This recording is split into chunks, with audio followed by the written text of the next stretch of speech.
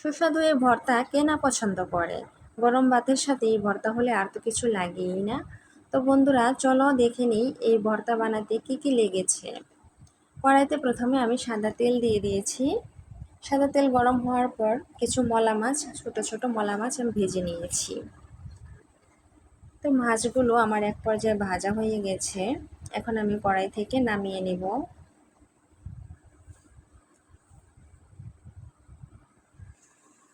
মাছগুলো নামিয়ে কড়াইটা আবার পরিষ্কার করে আমি আবার সাদা তেল দিয়ে দিলাম কড়াইতে।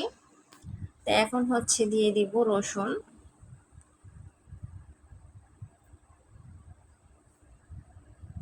রসুনগুলো আমি একটু ভেজে নিয়েছি যাতে রসুনের কোনো কাঁচা গন্ধ না আসে। তারপর দিয়ে দিয়েছি পরিমাণ মতো পেঁয়াজ। পেঁয়াজ রসুন আবার একটু ভেজে নেব। পেঁয়াজটা হালকা ভাজা হলে দিয়ে দেব লাউয়ের খোসা। লাউয়ের খোসাগুলো আমি এরকম ছোট ছোট করে কেটে নিয়েছি।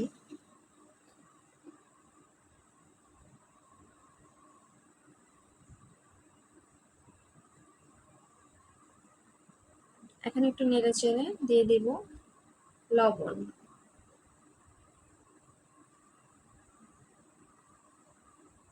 লবণটা যে যেমন খাবে সে তেমনই দেবে।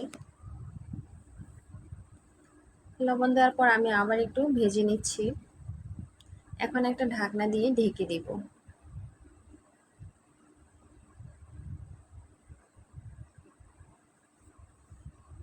তো কিছুক্ষণ পর আমি আবার ঢাকনাটা উঠিয়ে নেড়ে চেড়ে দিচ্ছি।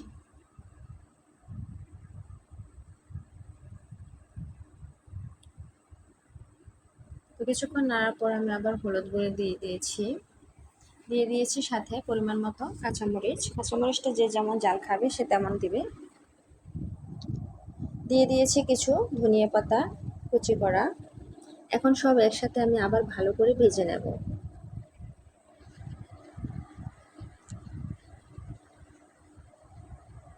এখন ঢাকনা দিয়ে আবার কিছুক্ষণের জন্য ঢেকে দিব। কারণ জাল কম দিয়ে একটু বেশি করে ভাজলে কাঁচা থাকবে না, ভালোভাবে ভাজা হয়ে যাবে। তো লাউয়ের খোসাটা অবশ্যই খুব ভালো করে ভাজতে হবে, তাহলে লাউয়ের ভর্তাটা স্বাদ অন্যরকম, মানে খুব বেশি স্বাদ আসবে। তো লাউয়ের খোসাটা আমার এক পর্যায়ে ভাজা হয়ে গেছে। এখন ভেজে রাখা মাছগুলো দিয়ে আর কিছুক্ষণ একটু ভেজে নেব।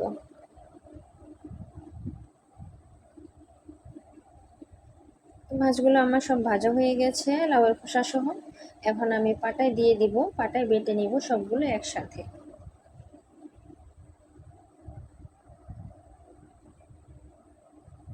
তো দেখতেই পাচ্ছ পাটায় আমি বেটে নিচ্ছি।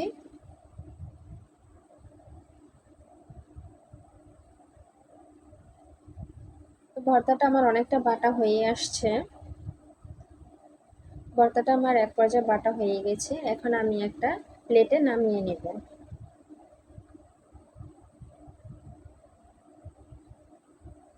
দেখো আমার ভর্তাটা কেমন হয়েছে, দেখেই বোঝা যাচ্ছে খুব মজা হয়েছে। আর লাউয়ের খোসার ভর্তা আসলেই খুব মজা। আমি যেভাবে বানিয়েছি তোমরা সবাই এভাবে একটু বানিয়ে খেয়ে দেখবে কেমন লাগে।